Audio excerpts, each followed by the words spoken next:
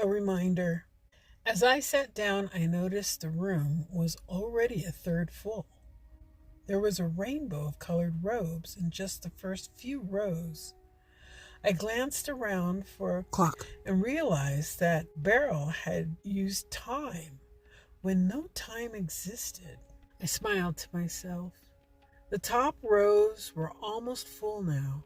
This person or the topic must be popular. Or maybe every lecture and teaching is well attended in this village. A woman in a beautifully soft ballet pink robe sat down next to me. I leaned in to ask about the lecture.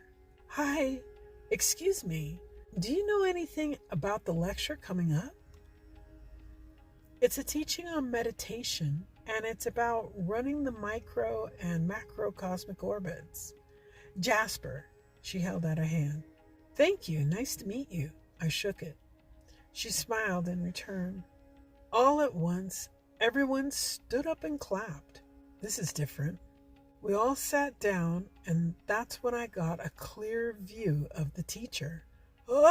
Cameron? I exhaled his name a little louder than I meant to. The 2 rows in front of me turned around to see who was talking. Sorry, I mouthed. Jasper leaned over and whispered, You sound like you know the teacher. I do, sort of, yes. I nodded slowly. Jasper smiled. Great.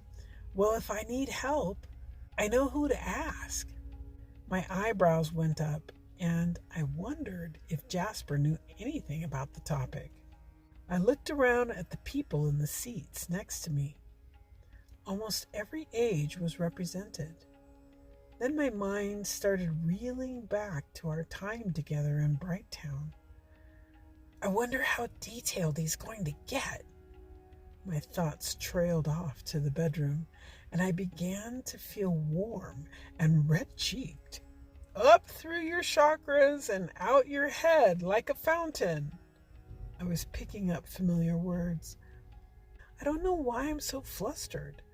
I know the micro and macrocosmic orbits and how to spin them and connect them and disconnect. My mind wouldn't stop interjecting. And what's he doing here anyway? A teacher? It's not like I was in Brighttown that long. I rested my head on my hand and thought about it some more.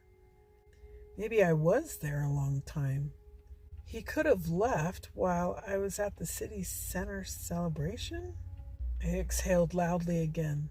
Damn it, I'll just have to ask him, I whispered loudly. Jasper looked over at me and smiled like a sprite, ear to ear. Then Cameron paused his lecture to do something. I looked over the many heads to see what was happening. On screen was a naked couple facing each other. The woman was sitting on the man's lap facing him. I strained to see the face of the woman. I didn't dare open my mouth again, but I thought it. Dear God, that's not me, is it? No, she's got black hair. Another loud thought escaped my lips. Jasper leaned over to me, closer than last time. Stop making comments. Nobody cares about how you know each other. I gulped. It was a humbling statement, true and correct. Shut up. Nobody gives a damn.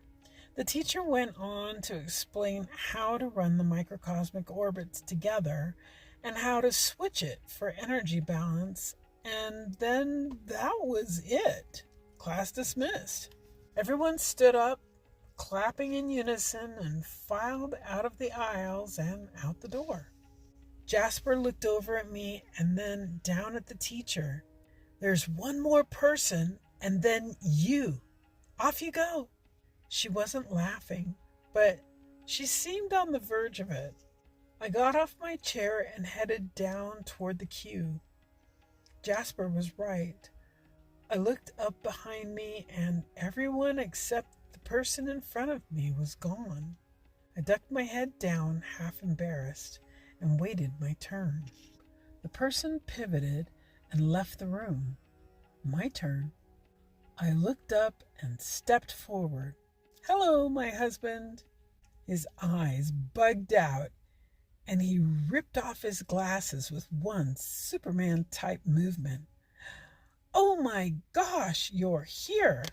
He stepped forward and gave me a huge, warm, welcoming hug. Oh, wow! I have so many questions for you. Do you have to be anywhere? Can we hang out? I instantly remembered why I liked him so much. He really was very considerate and charming. Oh, yes, Beryl brought me here and planted me in the audience. I didn't know you were here, but she did. Somehow she intuited our history. I would love to hang out. Cameron chuckled as he put away his notes and wrapped up. Beryl loves a good riddle. Oh, yes, I've noticed that. I laughed along. We left the building and headed toward the park. Do you live in Crystal Village? I mean, have you always lived here? Oh, no.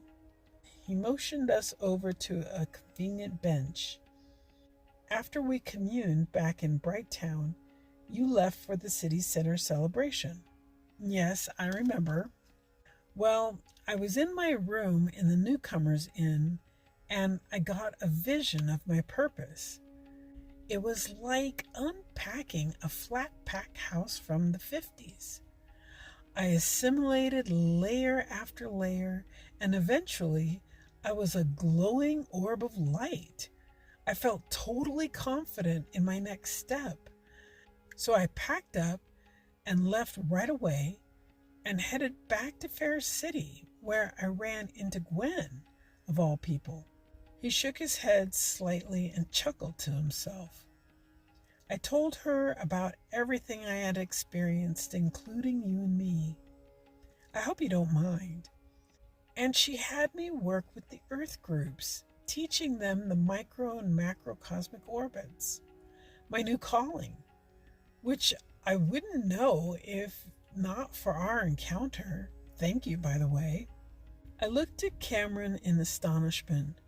He was always good at surprising me with his world views. But now there's this. He was the last person I expected to have such an experience. The very last. I smiled. You're very welcome. Then what happened? We got up from the bench and resumed our walk. Well, you're going to laugh. I frowned and shook my head. No. I met Frank. I covered my mouth. I couldn't help it. I did one of those spit-up laughs. I'm sorry. I laughed some more before regaining composure. Spirit is really funny. Did you get along? Still giggling, I remembered I actually missed Frank. I shook my head and sucked in a deep, calming breath. Cameron reached for my hand, rubbing his thumb over mine. He was in all my classes. He asked about you, you know. Really? What did he say? We sat down on another well-placed bench. The birds were singing and flirting through the air from branch to branch. He talked about his attachment to you and his regrets. Said he was sorry if he made you feel uncomfortable, and some other things that aren't so important. My eyes looked away as I listened. I'm glad he was able to see that. Good for him. I accept his apology. Oh, that feels good. My hand rubbed my heart and throat. Cameron was watching me process. I thought it might help somehow. I nodded. Yeah, thank you for sharing. Then what happened? Well, the same day I spoke with Frank was the same day I felt ready to leave Fair City. Gwen, she's so funny. She was waiting for me at the inn. She told me about the Crystal Village and said it was a good next step for me. So I came straight here. Cameron's hand was lovely to hold. I rolled the back of my hand in his large palm. It was smooth and warm. It felt comfortable and cradled. We both watched our hands play as we talked. Weren't you worried about being lost in the forest again? How did you get through? Cameron was grinning widely as he spoke. Knowing my purpose gave me more strength and confidence. I knew what I needed to do, and I wasn't afraid anymore. I just beamed my light all the way here. I even brought in a few people. I just looked at Cameron, totally astonished. I could hardly believe what I had heard. His light brought people in? Wow. I felt a huge rush of love and threw my arms around him, kissing him on the cheek. You are amazing. I'm not kidding. You really are. That's not an easy feat. He pulled me off the bench for another hug before resuming our walk. Now we had this perceptible glow about us, and I think we were smiling. Did they have the gateways set up when you came in? No, I just walked right up to the gate, though the other folks from the forest did hang back a while. I think some of the Brights went out to greet them. Brighten them up a bit. He pointed for us to turn left and pulled us toward another bench. Crystal flowers, like the ones I saw earlier, surrounded it. A butterfly flopped its wings and soared in front of us. Anyway, that's my fourth lecture on the subject. The people here can't get enough of it. I guess the material is much brighter than I thought. I found myself nodding again. Well, look at you. You're much brighter. Not like the guy I met in the forest, Cameron laughed. No, far from it. Wow, that seems so long ago. What about you? What did you do after we parted? We stood up again and meandered our way past more lovely flowers. I flipped to walk backwards. Well, I stayed in Brighttown. I had hoped to walk the perimeter of the place, but I didn't get much further than the west side. I kept running into people, which was odd, and the sky was a bit gray, and, well, it was just getting weird. Then one of the Brights told me that I had brought in so many people that the energy was drained, and Brighttown wasn't so bright. Cameron raised his eyebrows high. Oh, really? Huh. I didn't know that was possible. I shook my head. Me neither. It explains a lot of odd things that aren't worth repeating. Cameron nodded. So I gathered my things and left for the next place on the map, Crystal Village. I brought in so many people and animals that they erected a series of gateways. When I came through the main gate and asked about the gateways, they said that they had heard about what happened at Brighttown and prepared Crystal Village by setting up mini way stations. But after seeing how well it worked, they decided to add 2 more. Each gateway is focused on increasing the person's light. When they graduate to the main entrance, their darkness isn't such a drain on the city's resources. That's incredible. How do you bring in all of those people? You're like the Pied Piper of Hamelin. Ha! How odd. That's a favorite story of mine from childhood. Cameron pointed at a white, sparkling building with 2 stories. Almost there. Where are you taking me, Cameron? We got to the stairs for the front door. Cameron stopped and turned to me, taking hold of both hands. I would like to invite you to come and live with me while we're both here in Crystal Village. My apartment is a little small, but they will give us a larger place if you choose to agree.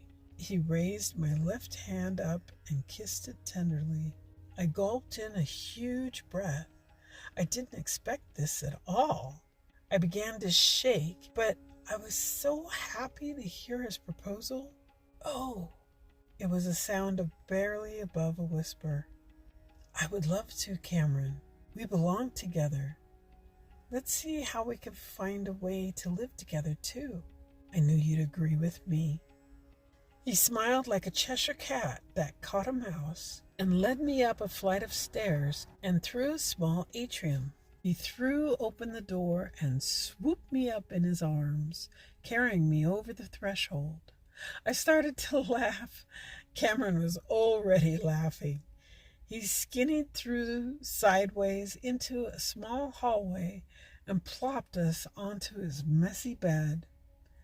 See, we're already having fun. But this time we'll attach ourselves, if you want to. I think we can work together on both of our callings, don't you? I sat up on the edge of the bed to think about the weight of Cameron's words. With you, I'm not afraid. I know we are good at calling back our energy, and it does seem like we can help each other with our work. What is your vision if we're successful? Cameron swept me up in his arms again. My intention, he said in the kindest voice, is to succeed in this beautiful pairing so ordained by the universe. A pairing of the heart and mind is for us to get married and support each other in our work. I threw my arms around his big shoulders and kissed him gratefully. But what if our relationship only works well here in Crystal Village? Beryl told me about how the crystals work here and how things will be noticeably different when we leave. Cameron smiled so widely. He reached for my hand again and kissed it. I sure like the sound of that "we" part. Cameron sat down beside me on the bed. And if it's dark out there, well, then we will have a fight or two. But we already know how to make it in a darker place like Brighttown. So I'm confident we can make it work no matter where we land. No matter the squalls, he said, smiling at his sailor analogy. What do you say? Shall we dive into the pool of love? Will you marry me? I just broke out laughing at his newfound swagger. Yes, Cameron, I will marry you. I can work with that. I know we're very compatible and easy together.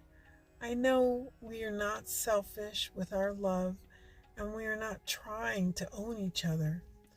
So let's just go one more step and see how that goes. I love the plan and how you sound right now. So I'll learn how to jump and high dive. He laughed.